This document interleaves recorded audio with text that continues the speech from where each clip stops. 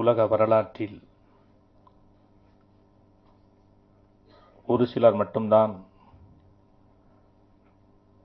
சரித்திரத்தை உருவாக்குகிறார்கள், ஒரு சிலர் சரித்திரத்தில் இடம்பெறுகிறார்கள்.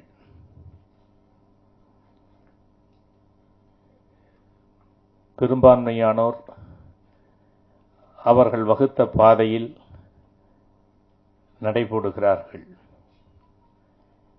உலக சரித்திரத்தை புரட்டி போட்டவர்களில்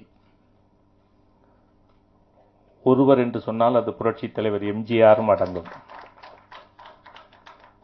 திரையுலகத்தில் தான் ஓய்வு பெறுகின்ற வரை கதாநாயகனை நடித்து வெற்றியாளராக தடம் பதித்தார்.